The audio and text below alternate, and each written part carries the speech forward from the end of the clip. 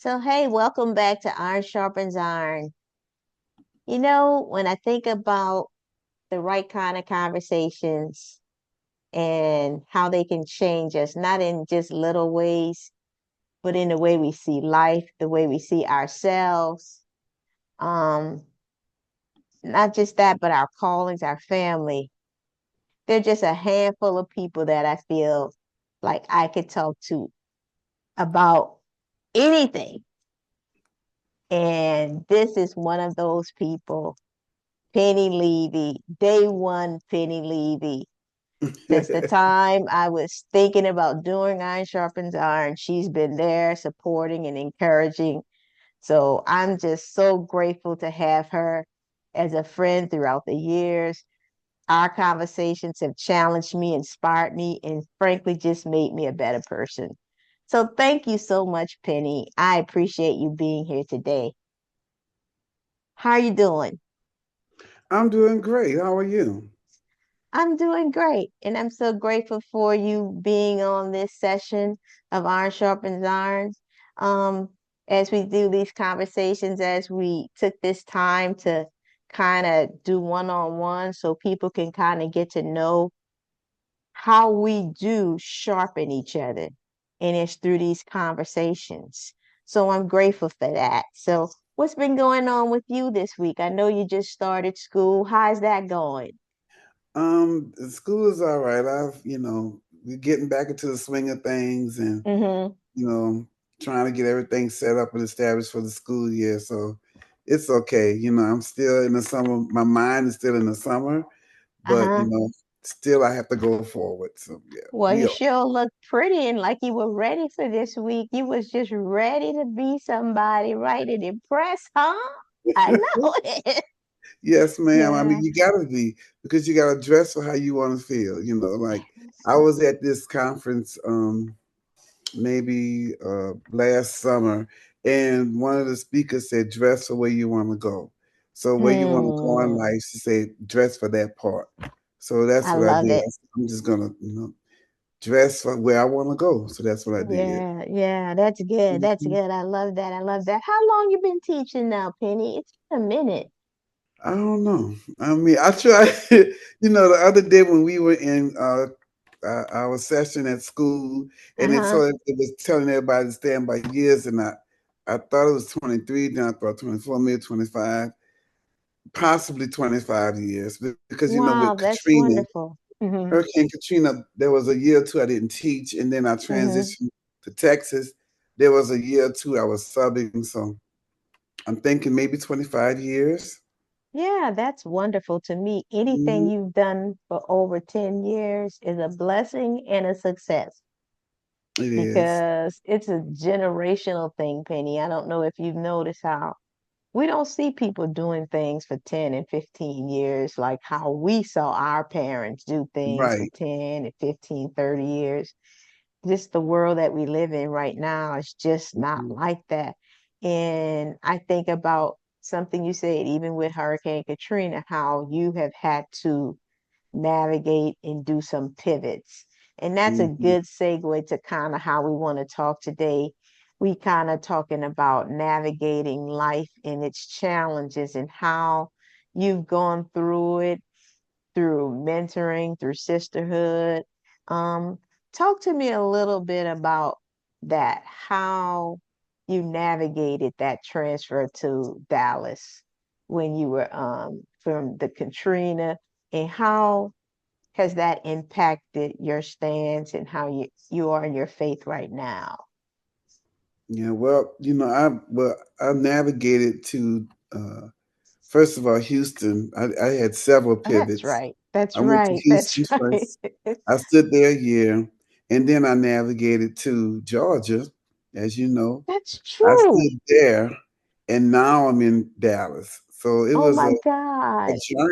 journey for me. And had it not been for Katrina, I would have still been in Louisiana. But I'm thinking when you think about navigating, I think it's more about being open to change. Hmm. And sometimes when you go through things, you don't know you need a change until something happens. and Yeah. I didn't know realize all the mindsets I had when I was in Louisiana. I didn't realize how I thought a certain way until I got out of Louisiana. So yeah, Mm-hmm. it's been a journey for me. Like I said, Houston, Texas, a year. Mm-hmm. Stood for I think 4 or 5 years in Georgia, and Mm-hmm. now I'm in Dallas, back in Texas. So yeah, a Yeah, journey. that Hmm. is. You know what I like what you said about it is about navigating. It's about being open and being Hmm. open to the change and not seeing change as negative. Hmm. You know, Yes. I think sometimes in life, because change sometimes can be hard, sometimes it has this narrative of being a negative thing. But change to Hmm. me is always good, I feel. Um, what I mean by that, I mean is that change can always catapult you to some type of growth. So if things change where it wasn't exactly what I thought it should have been or would have been, then it helps me to know, well, I learned from some things. I learned sometimes what not to do. And I learned maybe how to navigate and walk that situation differently, even if it's something that wasn't always what I initially thought was a positive change. But I learned from it. And I do Yeah. think that I try to even tell my son about that. I'd say, hey, embrace change because you're always learning something. As long as you can take something from it, I just think it's positive. I know my husband always says when you're going through some tough times, we should always say, God, what am I supposed to get out of this situation? So I Hmm. do think about that in navigating change. Um, Besides some of the career changes that you've experienced, talk about some of the other things that have been new since you've gone through that trajectory of change. Some of the things that have changed in your life since you were in New Orleans. Well, several things. First of all, I've gotten married since I left New Orleans. Yay! So that was a change. I guess Mm-hmm. every part of me changed. My social status changed, as well as me. I guess I guess the best thing I would say is um, the things I thought I wanted to do in life. Like Mm-hmm. I had a certain way that I was extremely um, goal oriented. That's how I'm gonna put it. Mm-hmm. I was very goal oriented on the things that I wanted to do, Mm-hmm. and I was gonna get these things done at all cost. But it wasn't until something changed my life in a trajectory that I didn't think was mine that I realized the thing that I thought I wanted so much I didn't even need it.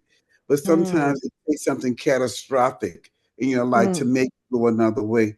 And I Yeah. was saying about Katrina, and even I would have stood in Georgia Mm-hmm. had it not been for my mom getting sick, and I had to Mm-hmm. come. So it was another catastrophic thing that made me come Yes. back to Texas. So sometimes God will catapult you from one thing to the next when He wants you to kind of move along, and He'll close doors for you when He wants you to Hmm. move along. And sometimes as Christians, we stand on the word of God. We're faith prayer warriors, and we Mm-hmm. gonna pray it through. And God Yes, knows that's that it right. cut us. So in order for to get some of us to go in another direction, He has to kind of close some doors for us and Yeah. allow us to go this way. Because I would pray Yes. myself. I say, you know what? The devil's like, I'm gonna pray. I'm gonna pray. I'm gonna. But God's like, no, no, no. That's not what I want you to do now, Penny. I want you to do something Hmm. else. So, like I Yeah. said, for me, allowing God to just guide me in a different way. Because sometimes when you're a prayer warrior, you think it's the devil, and you Mm-hmm. going to bind the devil, and you going forward. You know, Yeah. but Yeah. all the Yeah. time God say, "No, I have something different for you. I want you to do something different." So that's what it was for me. That type of change. That changed my type of job. I was teaching elementary school. Mm-hmm. Now I'm teaching high school. So that part Okay. changed. And I'm in my sorority. I'm now an officer. I'm a chaplain in my sorority, and that has changed. So I'm taking up more responsibilities as an officer, Mm-hmm. doing things that didn't think I would be doing. And it's different. I'm learning and Yeah. growing. And until you leave this earth, we should always be in a state of growing. We should Yes. never be in a state of all knowing. The only person No, that's all knowing is God. that's But if right. we allow ourselves to continue to grow, then Mm-hmm. He'll allow us to continue to go. Yes. That's As good. far as, I like it. yeah, going and growing. So yeah, Yes. everything. My marital status changed. My job description changed. My place of residence. You know, everything. And it was for the better. Now at the Yeah. time, I was mad because I wanted to stay in Georgia by my friends. With you, like one of my best Yes. friends. But he Yes. knew before the end that this was where I was supposed to be. So. I love it. I love that. I know I want to jump back onto something you said about God knew. And I know you, I've known you a long time, and your calling unto God has always been so important to you. How have you reconciled your walk and your calling with those changes? Well, that was one of the things that God changed. Speaking of changes, because you Mm-hmm. know, the church we grew up in, the only role models or the only models we saw was pastors and like my brothers and sisters in Christ getting their church and going off Mm-hmm. into ministry. But we didn't really think of, or I didn't think of, that my ministry would be outside of the church. So Yes. one of the main changes is I am now able to minister to the Greeks, which Mm-hmm. I am the Alpha Kappa Alpha, as you can see by this green. But God allowed me to minister outside of the church. So, Bible says He calls some to the Greeks and some to the Jews. So a lot of the Mm-hmm. things that God has put inside of us, the Bible says that, He at one point that we were on the milk of the word. Mm-hmm. Yeah. And when Yeah. Paul came back, he said, listen, now you should be on the meat of the word. So Mm-hmm. the meat of the word sometimes means going outside of the church building. Mm-hmm. It's great to get fed and you should get fed, but you should also take what you have and go outside and plant it into other people's lives. So for me, the change was out ministering to people outside of the church building. Yeah. All the gifts and all the talents that I had, it wasn't for me to be a pastor per se, but it's for me Mm-hmm. to take those pastoral skills that I learned from a wonderful church home of Greatest St. Stephen's and go out into the field and actually Mm-hmm. get and harvest those souls in that way. Yeah. So for me, that was different because that wasn't the model that we saw. The model we saw Mm-hmm. was you go, you get your license, become an elder, you get your church. Yeah. You That's right. minister That's that, right. but Yeah. nobody was showing the model of going out into the highways and byways, Yeah. um, and really staying out there because even the evangelical arm of the church was bringing them back into the church. Not knowing that some people you're going to minister out there and you're going to stay out there and change lives from that vantage point. So for me, Yeah. that was different. And it's very fulfilling. When you're doing Absolutely. the thing that God has called you to do, it may not look like everybody else's ministry. Yeah. Your ministry is your ministry, and it Yeah. doesn't have to look like anyone else's. And it doesn't mean that you're outside of God's will because you're not doing exactly what everybody else is doing. You're doing what Mm-hmm. God told you. You're being fulfilled at what God is telling you. So for me, that was different. I was like, there's really nobody else in the Greek world, or it was all saying things about how you were going to hell and all these things if you're in the Greek world and all these things, Yeah. but I didn't get that. I got the compassion and the love of Christ that I could Yes. now share with my sisters and some of my Greek brothers too. There are some occasions where I can share with the alphas and kappas, and if we're in a divine nine situation, thousands and millions of people, a platform that you could only hope for in a small church setting, you That's know. right. But That's right. that's why you have to do what God called you to do. That's And it. you'll know it because you'll feel fulfilled. You'll know if you're Yeah. doing the right thing. You won't It's have that true. empty, that thing that's missing Yeah. when you're doing the thing that God has called you to do. You're going to have that Yeah. fulfillment and that joy and that peace that comes from doing what God has called you to do. And so that's it's a joy. I light up because I know I'm feeling fulfilled. I know I'm fulfilling my destiny and my calling, and it doesn't look like anyone else's, but it looked Yeah. like mine. And so, for anybody who's listening, fulfill the destiny that God has called you to do. Mm-hmm. Do the thing that makes you joyful, that brings you peace, that brings you glory and honor to God. And you will have the most happy, you're the happiest that you've ever been. The most miserable place that you could ever be in is trying to duplicate someone else, Oh, yes. doing someone Mm-hmm. else's calling, doing No, what someone else is called to do. You have to do what God anointed you to do. And you'll know it because there'll be fruit from your tree. that's So it. that was the thing for me. That was the thing that Yeah. changed me. I mean, that has My mindset, blessed me. really, it's my mindset. Yeah.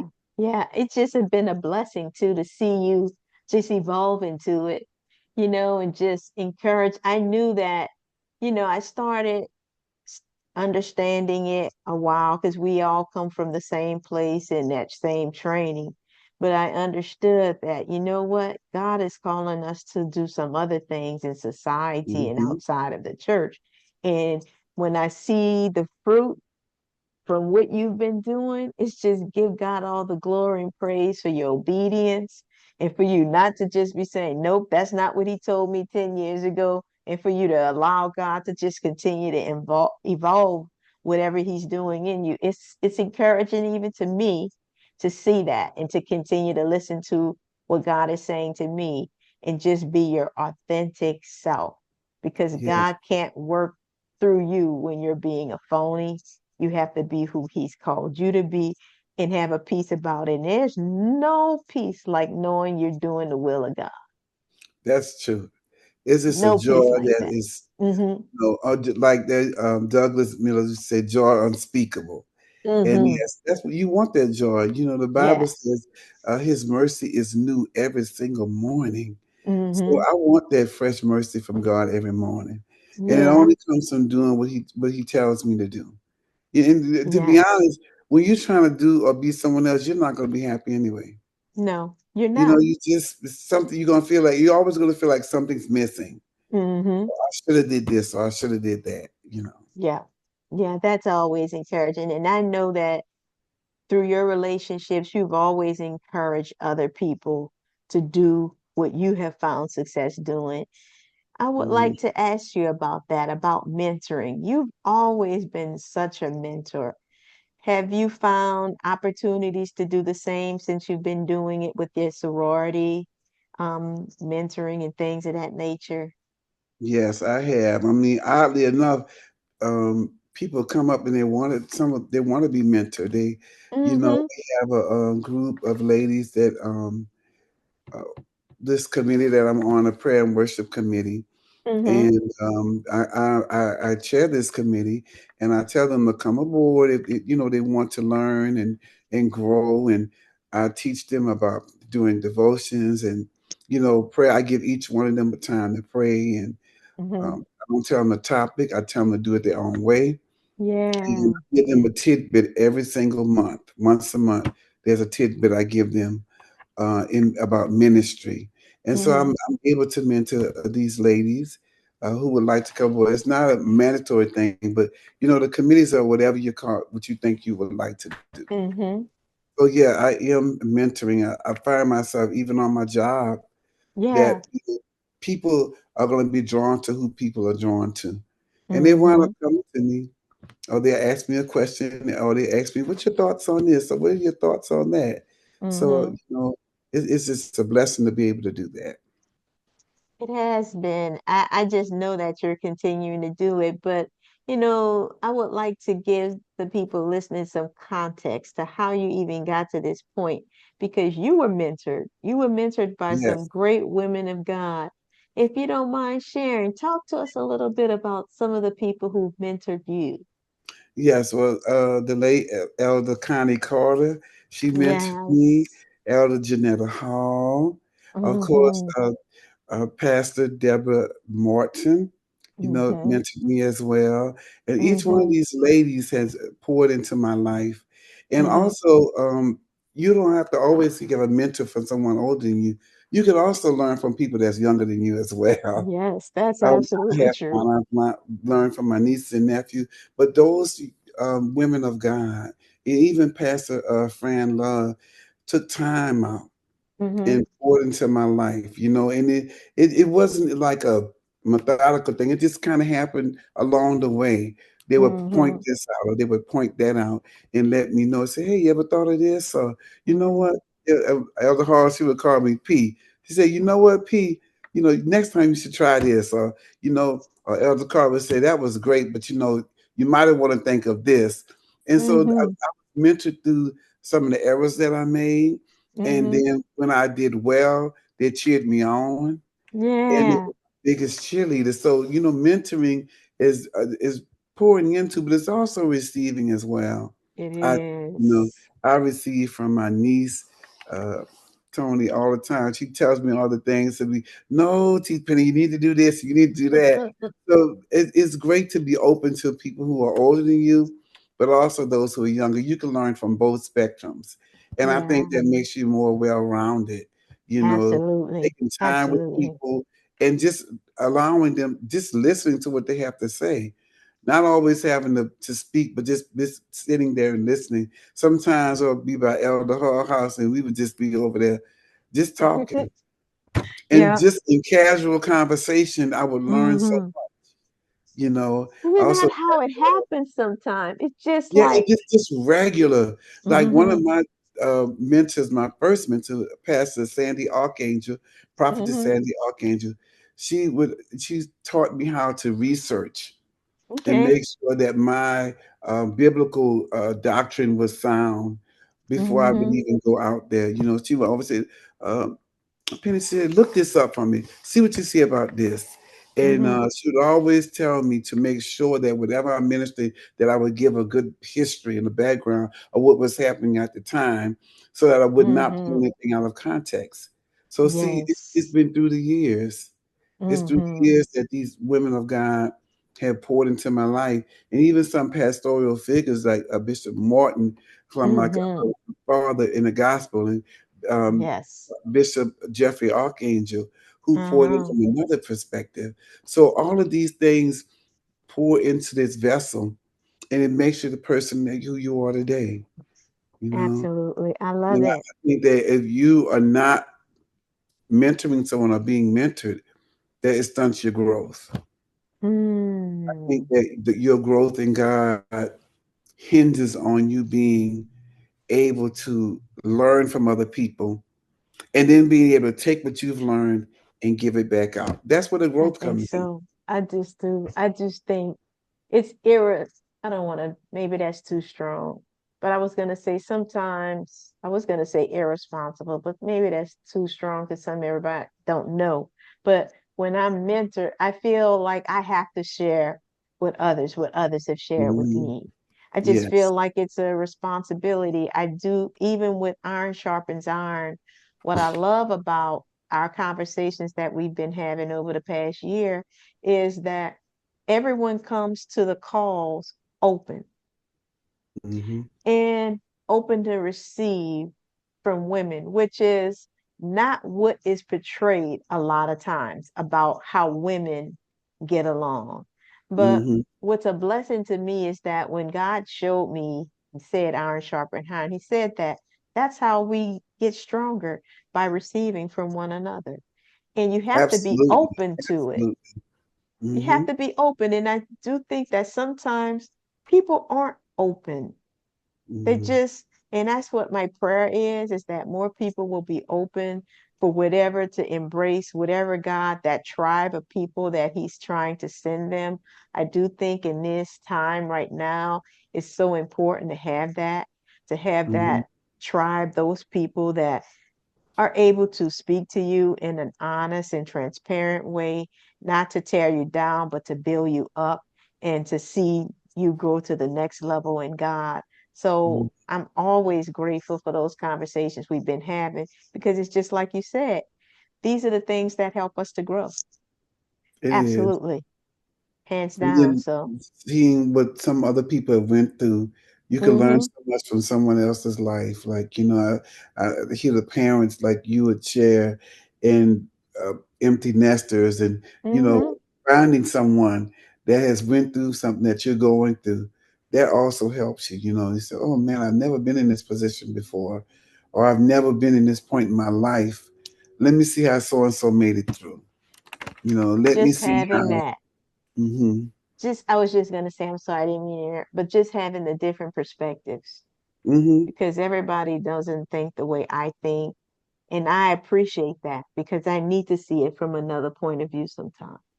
Yes, definitely, Yeah. because you know we only can see. Sometimes we look through a glass darkly, Mm-hmm. and we can only see our situation, and we can only see where we're at presently. But you know, when someone else has went through what you've been through and can give you some insight and something maybe that you never thought of, it really opens your eyes to a lot of things. You know. I mean, Penny, over the years, you've given me so much marital advice. You weren't even married at the time, but you've given me so much marital advice. So now, what I'd like to know is how has marriage impacted your whole walk with Christ, your calling? How has it reconciled? Has it changed it? Has it given you a new insight on it? What do you think? Well, you know, I guess it was um, like a gift. Like I had, you know, a lot of insight into marriage. I Mm-hmm, went to a lot of workshops and singles mm-hmm, conferences and things like that. mm-hmm, But the one thing at the single conferences that they never talked about was when you got on the other side. Like, you know, we knew how to be single, we knew how to take ourselves to dinner, we knew how to do all those things. But once you actually got married, mm-hmm.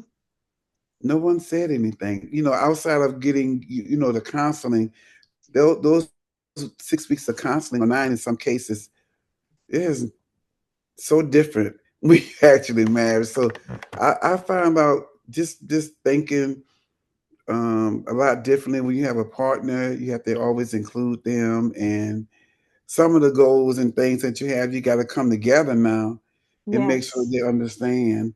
But Mm-hmm. for me, the impact was in the dating realm because Okay. you kind of let the person know prior to going to that stage, you know, what you're called to do, if Uh-huh. they're okay with it, how do they feel about women preaching, all these things. You got to kind of do all that in the dating stage so that when you're married, it's just transitioning on. And then Yeah. it also helps marrying your best friend I because love you that. already share everything. You know, it's like Mm-hmm. do the best so you come like, oh wow, did you know what happened so and so and so, and this is what happened. So that it kind of was a smooth transition in that sense because we talked about a whole lot of things. I dated 2 years before I got married, so I didn't rush in. I know some people date sooner or get married sooner, and that's fine. But for me, it was 2 years. It took, you know, I was older when I got married, so I wanted to make sure that I was making a great choice and that my calling, that my sorority life, my Christian walk, all of that would not be impacted in a negative way. So Yeah. those things basically had to be discussed prior to getting married. So there Mm. was nothing hidden. You knew I was an Yeah. AKA prior to getting married. You knew I was a female preacher prior to getting married.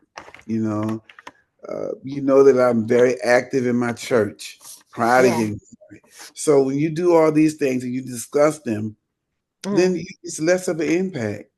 Now, Right. when you get married and all of a sudden you change everything, you stop going to your sorority meetings. You no longer go Yeah. to church. You no longer, and you're trying to do all these things for this other person. That's when you'll be miserable. So Yeah. I decided when I was dating to keep myself exactly the same. Yeah. I would continue to, you know, go to my family events. Some people don't even Mm-hmm. go to my family events. I'll continue to Yeah. do church. I will continue, of course, giving time for the person as well. Of But when you do course. that, then it's not a hard transition because you were already doing it. And Right. of course, you have to make time for your mate, who you Mm-hmm. mate. You have to make time for them. But they already knew. Nope, she was already going to church. She was already with her sorority. She was Yep. already. So I always wanted to be active, even when I retire. I don't want to be a person that. I don't know if I could be a person that just sit home. Yeah. Um, No, I don't think so. difficult, because I'm used to being That's busy. not you. That's not you. A You different know. type of busy. I can kind of do without working as much. Yes. But Yes. I would be doing something else. I'd be volunteering at the so and so or doing something. I understand that totally, but you know, I like what you said about it because I think about a lot of times you didn't have those kind of conversations. Now, I think that Raymond and I, before we got married, we did talk a lot, but there was still a lot of transition because expectations, because of what gender roles and things like that, and what you thought he thought I should be doing, what I thought I should be doing, things like that.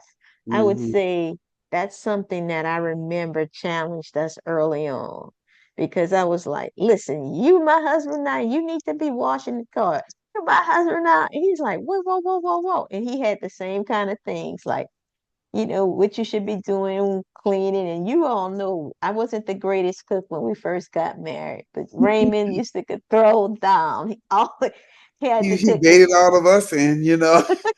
We were Team Raymond. I mean, he cooked for everybody, all your friends, and you know who It's would have so knew? funny now. You He know, don't cook nothing now, right? How about that? It's breakfast. I'll say that. Thank you for the breakfast, but he doesn't do much other cooking right now. So I would have never thought that, but just over the years. But I do appreciate you saying that because it's important for people to hear how you have to start having those conversations early on. yes. And And you I got can't married wait. much older than you, so see, when you're younger, your perspective is Hmm.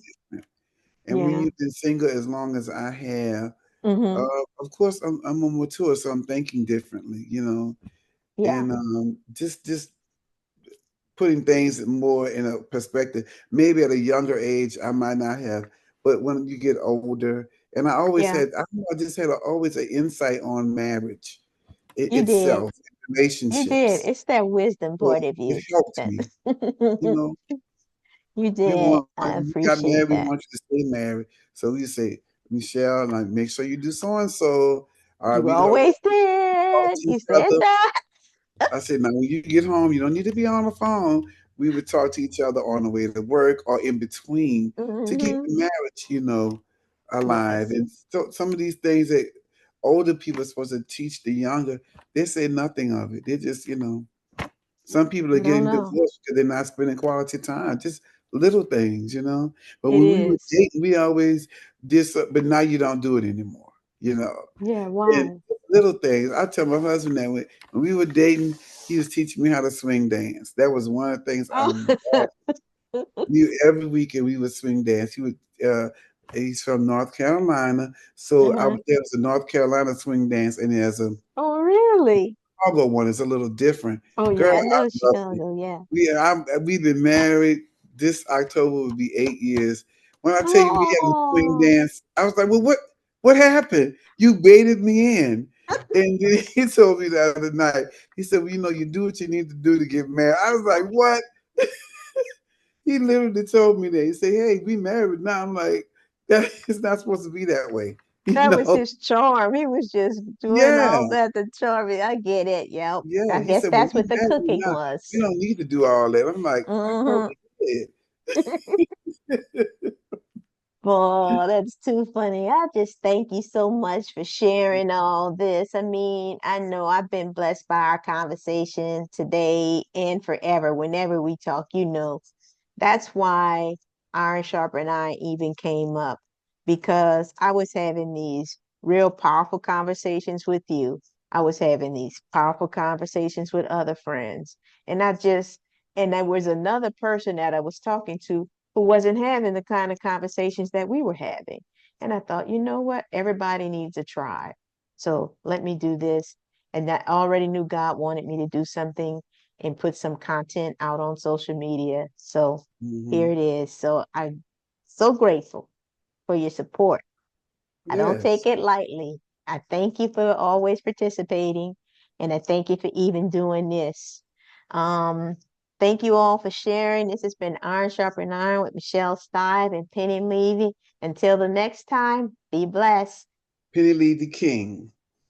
Yes, Penny Levy King. She's been Penny Levy so long for me, but Penny Levy King. Can I just say Penny King? Because maybe I'll do it better that way. But how do You you can do go? Penny What do Levy you do? King. That's for Do all you three. Penny Levy King? Okay, that's Yeah. why I asked. And That's some why people don't know I you by asked. Penny King. So Yeah, that's fine. Penny. Okay, that's good. Well, Hmm. thank God, Penny Levy King, for joining me on tonight. And it's been Okay. so wonderful. And I look forward to us doing this another time. Until that time, you have a Okay. wonderful week. Okay.